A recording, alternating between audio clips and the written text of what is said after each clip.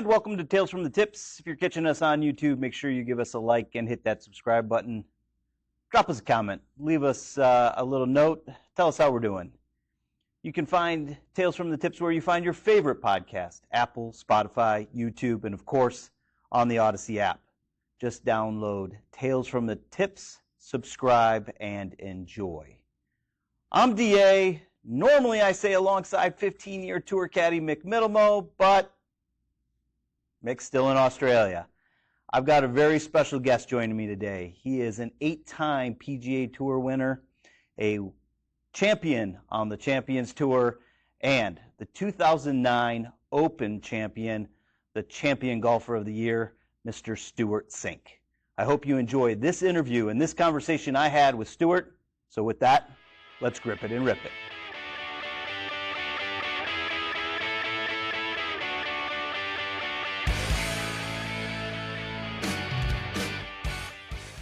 Well, I'm joined today by Stewart Cink. And the reason we're here today is you are the 2025 host of the Mitsubishi Electric Classic. What does it mean to be the host of a tournament like that? Well, there's only, out of about 26 or 27 tournaments on the calendar, there's only a handful, maybe like 3 or 4 that have a host. Okay. And on the PGA Tour, you know the ones that have the host. It's the Memorial, Yep. Jack Nicklaus. It's the Arnold Palmer Invitational hosted by, can you guess? Well, it was by Arnie. Arnie. Yeah. So, and now Tiger Woods hosts the one at Riviera. Yep. There's a few that, and on the Champions Tour, I think it mirrors that. It's Steve Stricker hosts the one in Madison, his hometown. Mm-hmm. Jerry Kelly hosts the one in Tucson, which is not his hometown, but it's his sponsor that does the tournament, Cologuard. Okay. And Jim Furyk host the one in Jacksonville, the Furyk and Friends. So when as I got closer to 50 and being, basically rooted in the community up there in Gwinnett County, just outside Atlanta here, TPC at Sugarloaf, that was where I lived for over 20 years. Well, approaching 50, it kind of made sense that I would sort of like move into a host role at that tournament. And so that's what's happened. I'm 51 now, so this is my second year in this role. What are some of the responsibilities as a host? I mean, I know most of us see the names.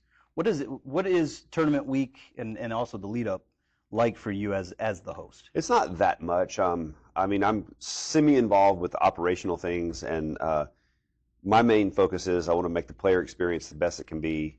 The golf course staff, they already make the course amazing. Yeah. Like, it's one of the best conditioned and really one of the best courses on tour already. So don't have a lot to do with that. But just the player experience. I've played in so many tournaments, and I've seen what works and what hasn't worked. Mm-hmm. Some things are personal where, maybe I don't love the way that we pick up players from the airport or something like that. Sure. And other players find that to be the most convenient way. So I got to talk to players and find out, like, what do you expect? What do you want?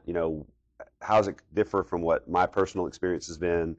And just try to, like, please as many people as you can. And in the end, it's all about getting the field strength up. Yeah. And so we want all the best players to come and play here for our fans. We love the fans. We love the PGA Tour champions, and I say we, meaning my wife and I. Our foundation is a beneficiary of the tournament. So we just want to grow the tournament in the community. We want the player experience to be as good as it can be. If I can help get some sponsorships and renewals across the finish line without fumbling, I try, but that's not my expertise. But that's really what it's all about, just trying to make the tournament as good as it can be for fans, players, caddies, and sponsors, and grow the whole thing up. Well, Mick will appreciate that you're taking care of the caddies. Stephen Ames is clearly comfortable with the golf course, 3-time winner. What is the importance? I know you mentioned that you and Lisa, your charity. What is the importance of having a tour event like the Champions Tour in Duluth? What is the importance of it for you, and also what are some of the things that you can do then through the charitable giving that the tour gives back to you guys? Well, a lot of people don't know this, but all events, and I probably shouldn't say all, it's such a harsh word, but I can comfortably say all of our tournaments are charitably based nonprofit 501c3 organizations. Yeah. And what that means, in like real world terms is the tournaments make money. They make money on concession sales, merchandise, ticket, sponsorships. Yeah. And they spend money on operational structure setups, the things that cost money to do, providing food and beverage, all that. But hopefully, and all the tournaments have a surplus, and that surplus, after we pay the staff and everything to run the tournament, goes to charity. And that's how we zero everything out. And that clear that goes to charity is where Cink Charities, our foundation, and Special Needs Schools of Gwinnett, we split it. And that's kind of how the operational, the revenue model works. So at the end of the tournament, after all the beans are counted and the dust settles and everything, we get half, they get half. And it just enables us to support the charities that are close to our heart, that have been sort of our focus for, really since we became adults. Actually, we're still trying to become adults. Yes. So in the event that ever happens, we're going to be able to say we're adults, and we'll say that we've supported these charities really ever since we started our family. I feel really good that you just said that, because my wife claims that I'm the fourth child. And at 50 now, I'm like, man, I'm still in that category. I'm like, I feel like I'm winning still at that point. Yeah, well, I mean, you probably can feel the same way. I've seen some of my friends become adults. Yes. It doesn't look like it would suit me. No.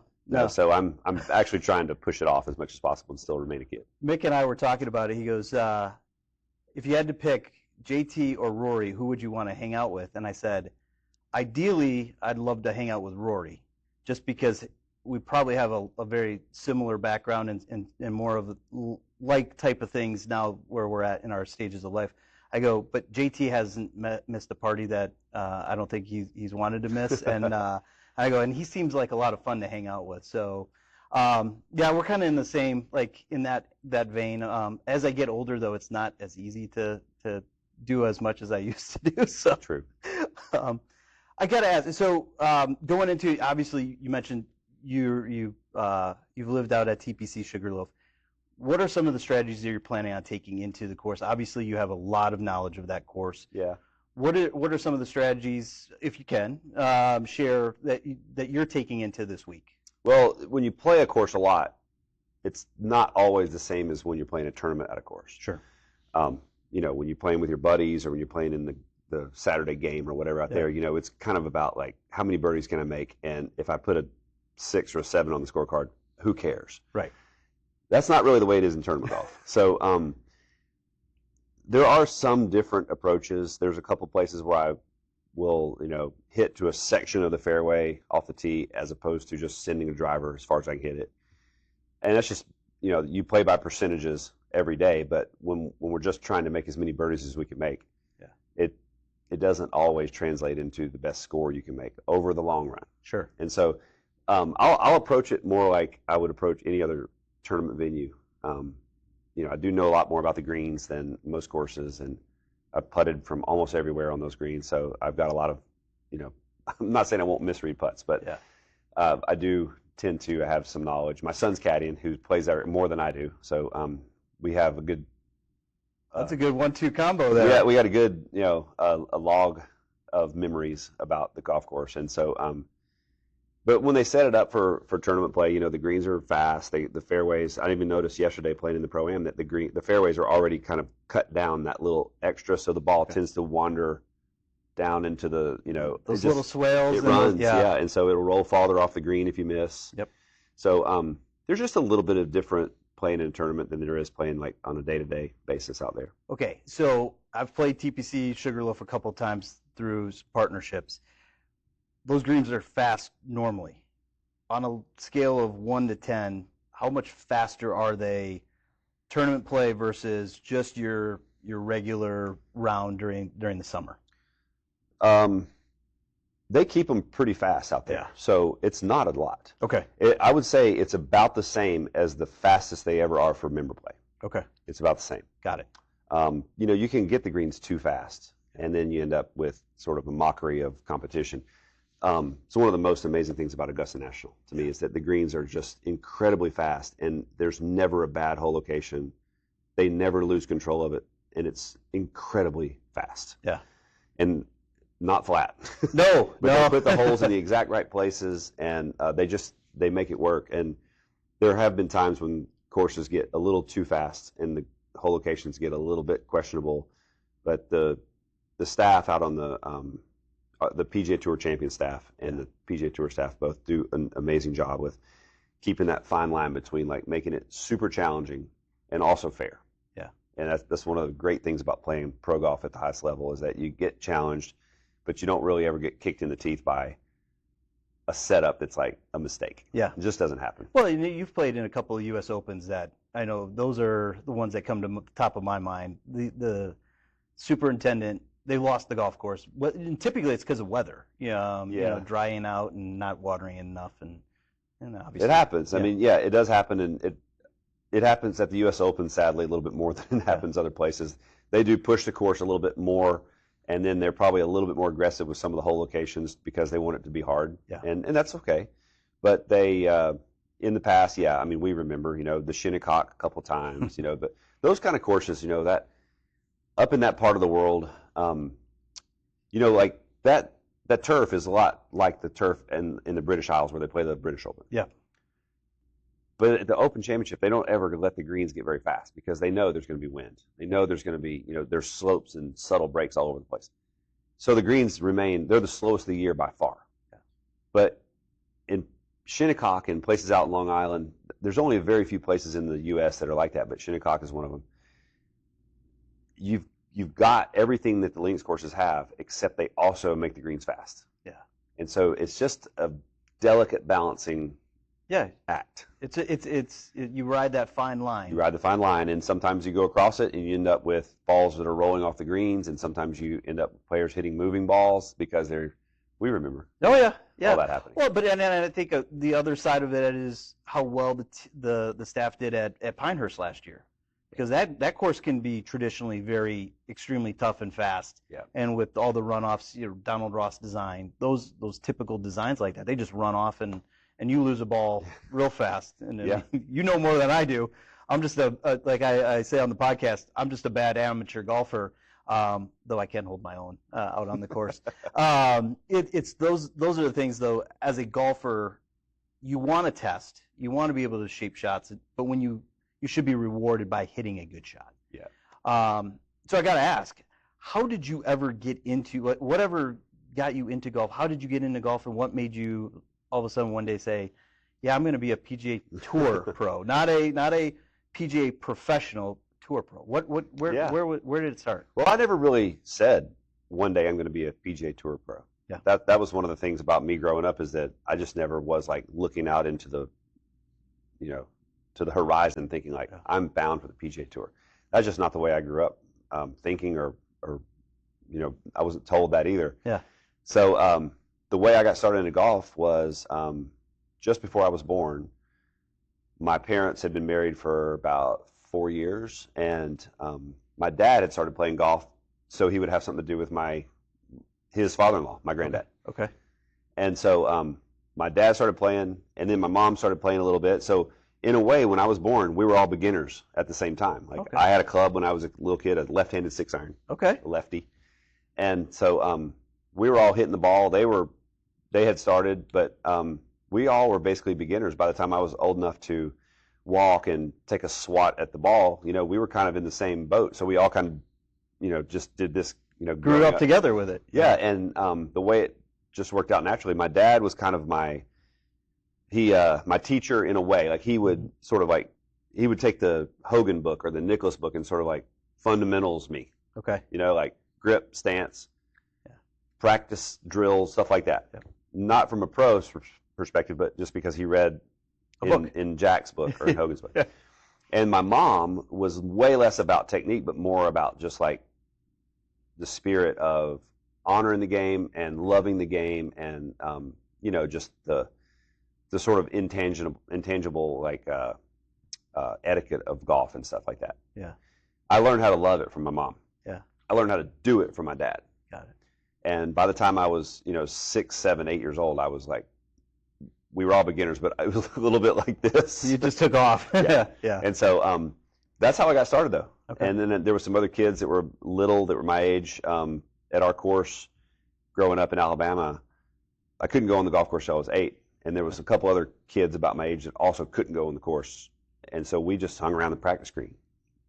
Putting contests. Yeah. If the weather was bad, didn't matter. You could still use the putting green if it wasn't lightning and thunder.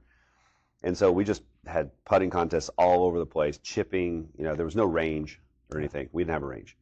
So we just learned how to putt and get up and down. Yeah. And so by the time we were old enough to go on the course, we really didn't know how to hit it that great. But as soon as we got within 50 yards, up and down. Yeah. Like, it was good. Yeah. And it was a good way to learn how to play golf.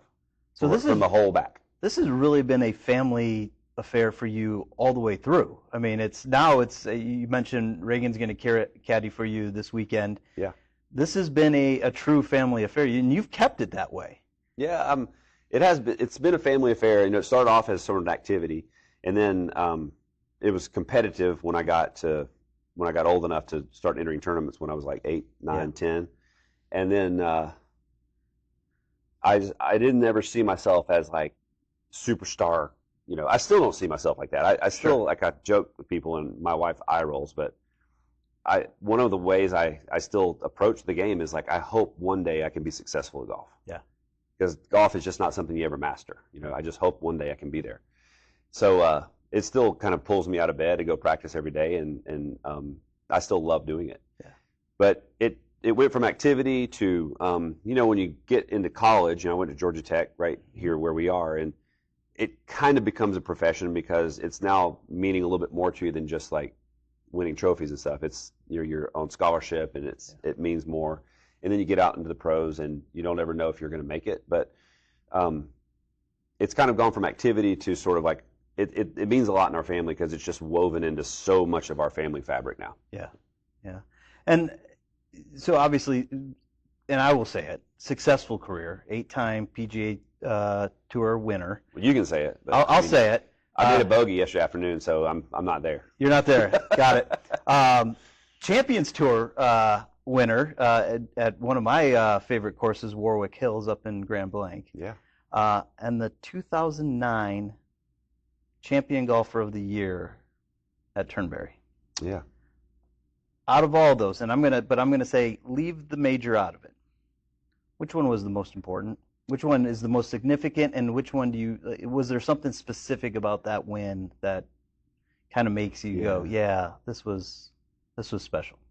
Well, I would say the most enjoyable ones were the ones where I had some kind of family connection. Like when my son Reagan, that's our younger son, and we have an older one, Connor. They're 31 and 28. When Reagan caddied for me for a couple years, it only started out as one tournament. Yeah. And the way that it went was I was coming back from an injury and COVID. Okay. So, okay, let me rephrase that. I wasn't coming back from COVID. Right. The world of sports was coming back from COVID. Correct. And I was in an injury as we went into COVID. So I was kind of like, I had a little bit of a longer extension of my lockdown than most people. So as we came out of COVID, I was working my way up through the policies on the PGA Tour on like how to, you got to matriculate your way back up. Sure. It's complicated, but I was in that. And the first tournament in the 2020 season, which used to be a wraparound season, you started in the fall and you played all the way through the summer. By the way, Mick hates it, just so you know, because he thinks it helped ruin some of the other tours across the world. But okay. Just letting you know where he stands on that one. So he's probably happy that we don't do that anymore. He is. But we did it for about 10 years. He is, yeah. So the first tournament in 2020 in September was in Napa, and I was borderline whether I was going to get in the field or not. And my caddy at the time was calling out, hey, it's expensive. Do I need to book a place? And I'm a little hesitant, and I was like, oh, I don't know what to say. And my son was he was waiting for his job to pick back up with Delta Airlines because of COVID. And so he was hearing me talk to my caddy, and he just kind of hesitated. Hey, if it helps, I'll caddy. Yeah. I'll stay with you, and I'll caddy. Yeah. So I was like, well, dang, that sounds awesome. And he had caddied before, but he had only caddied like as a teenager. He was still kind of kid caddy. Yeah. So I thought that sounded great, and I told my caddy, don't worry about it. You don't have to. Reagan's going to take over for this week, and you don't have to worry about eating all this money if I don't get in or whatever. So it's hard being the caddies out there. I mean, it's hard. Yeah. So Reagan caddies, and we win first tournament. Okay. So we won, and it was awesome. And this is kind of going back to answer your question about which one had the most meaning. That one probably had the most because Reagan's caddying. It had been the first tournament that I won since the 2009 Open, and it was 2020, so 11 years. since I won. And just that enjoyment and the validation of I was 46. I was 47. Yeah. I was 47. It catches up, doesn't it? So 47 years old, and in 11 years after my last win at the Open Championship. So that one probably was the most gratifying one because of all those things. And so, I mean, but it's hard to discount your first win too. You know, sure. Immediately, you know, in my rookie season, I'm like, I get a win, and I belong. Yeah. Right. So there's a lot to choose from. Luckily, very fortunate for me. But also, you know, going back to the Korn Ferry Tour, which was the Nike Tour when I played on it, but winning 3 tournaments in 1996, and you know, kind of get myself, you know, a straight shot to the PGA Tour. Yeah. In '97. Yeah, I mean, big too. You do have 17 professional tour wins, or wins in general. Yeah, so when I was doing the research, and Mick teases me that I do too much research, but I'm like, I've seen your career. I've followed your career all the way through. I was like you know, we're right there at the same age. I remember going through all of it. You know, I tell on this podcast, I literally took a VCR tape, and I would tape Freddie Couples and Ernie Els, and then play them back and watch their swings, and then go to the range and try to emulate and copy them. We didn't have YouTube and all the other stuff at that time. It's fun to watch it, but I do remember kind of growing up, you know, Nike Tour. I had a buddy of mine that we played against in high school. He ended up going out on the Hooters Tour, and then got a special exemption to play Warwick one year and stuff like that. Mm-hmm. But yeah, Reagan's been on the bag for a couple wins then recently, and obviously this is kind of it's kind of fun to talk about it because JT just had his first win. His baby daughter is there, his brand new wife, his dad, and then as I was doing it, and I was like, 2021, you guys won the RBC Heritage, you and Reagan on the bag. Yeah. And then, but you and Lisa has caddied for you as well. Yeah. Reagan, you know, it only started as a 1-week deal. Yeah. And we won. So obviously, you know, we kind of said, well, let's keep it running. Sure. And we went to the next tournament, and I said, you know what, if I finish top 5, we'll keep it going again. Yeah. I didn't finish top 5. I finished 12th, which was still pretty good finish. That's a pretty good finish on the tour. And so we were just doing great out there. I mean, he and I've played so many rounds together, and when we play golf together, we are basically caddying for each other. Like, we're discussing my shots, we're discussing his shots, we're making decisions as a team. So all we did was just transfer that onto the competitive golf course. Yeah. The next term would go 4th. Okay. And at this point now, I'm calling my caddy and saying, I got some news for you. You're not going to like it. Yeah.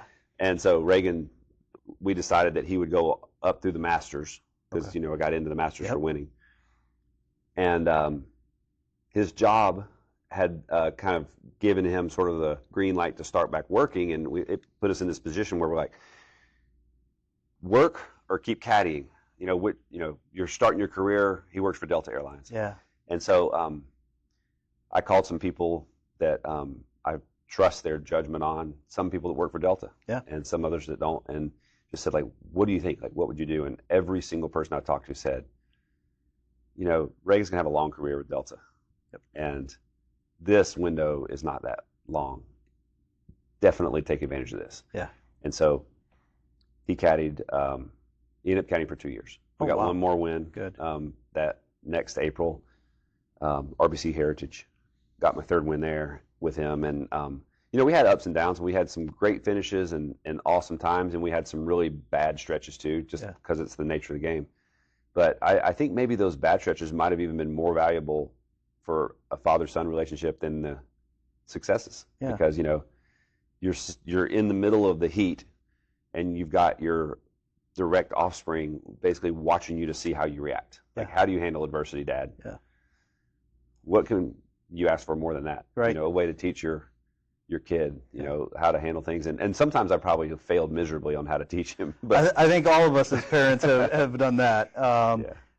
But I know I kind of posed this question to you know, before we got started with Lisa. You know, obviously husband and wife, you have that communication bond. You know, I know we talk about it I know when Lynn's texting me at a certain time or calling me at a certain time during the day that isn't normal. I know something's wrong. What was it like to have her on the bag then also? And then, and what was that relationship? How does that help strengthen the marriage and stuff like that? Or does it cause a little bit more chaos? It caused a little chaos, but it solved a few problems too. And her caddying, she came in after Reagan, but I had another caddy, an Australian guy named Scott Sachinek, in between for about 6 months. Okay. And he was great too. But I was in a period of some struggle. I missed like 5 straight cuts, and I was just like, I couldn't find a solution, just not performing very well. And my wife said, hey, if you want to change things up at the next tournament, which was going to be RBC Heritage again, 2023, if you want to change things up, I'll caddy. It's a place we know. You know it so well. You don't really need a caddy there. I'll caddy. She doesn't know golf that well. So I was like, hey, that sounds fun, and so she caddied for that one tournament, and it kind of ended up being the end for me and Scott, because I don't think he really liked it very much, even though, I tried to do the right thing, and he didn't lose any income on the week. Sure. Mainly because I missed the cut, but I paid him for everything. Yeah. So I didn't pay Lisa, paid Scott instead, but anyway, Scott told me, yeah, man, I just don't think we're working out that great, and he kind of went looking for another bag. Got it. I don't blame him. I was like 48 years old, 49 years old, yeah. And I wasn't playing that great, so he wasn't going to hang around with me. And so Lisa, I was like, looks like you're caddying the next one too. She's like, I am? So it was funny the way it started out. Ended up being about, I think she caddied for 17 tournaments on the PGA Tour. Okay. And that spanned over about 10 months. Yeah. And so it was a little more stress for us, because it meant that she had to get ready to go to the golf course same time I did, because she was now working and caddying and doing all the stuff caddies do. But it was also great for us because she had watched my career as a watcher. And at the end of the rounds, she would ask me questions about like what happened on the good holes and the bad holes, just to kind of get filled in. Well, when she caddied, she didn't have to ask anymore, because she knew what happened on every single shot. She knew the situation. She knew what the ball was sitting on. She knew the wind. She knew the hole locations. Yeah. She knows enough about golf to know like where the challenging shots are and where the easy ones are. And so it gave her an inside seat instead of an outside seat. Yeah. So for those 17 or so tournaments, I think she really enjoyed it. Okay. And she learned how to be a good caddy, and I think she would tell you that her favorite part about caddying was the caddies. Yeah. Because they were so welcoming to her. Yeah. The caddies were so great to her. I don't think they saw her as a threat. They didn't see me as somebody that everybody was seeking out that bag, and she was like getting in the way. Yeah. She was a sweetheart to them, and they really treated her very kindly and taught her a few things, little here and there, And she, by the end of her caddying time, she was like, she was one of the guys. Yeah, she was caddying. She was one of the guys. I mean, she wasn't doing yardages and reading greens that much. Yeah. But occasionally, if I would like stop to go to the restroom or get, a bottle of water, and she was a few steps ahead, she would have the yardage book out and have the steps off and say, all right, you're 176 to the front, 202 to the hole, and that's all I got for you. Stuff like that. Yeah. But she was a good sport about it, and I had fun. Well, then it helps you, again, bring it full circle back to the host part. That helps you guys know what to do for players and for the caddies when they get into town and stuff like that, because she knows exactly what they need, what their needs are, and obviously the player side. Yeah. So I'll ask you this one question: faith, family, and career. How have you been able to balance these together? I know how important faith is for you. Mm-hmm. How have you been able to do it, and what has made you so successful with it?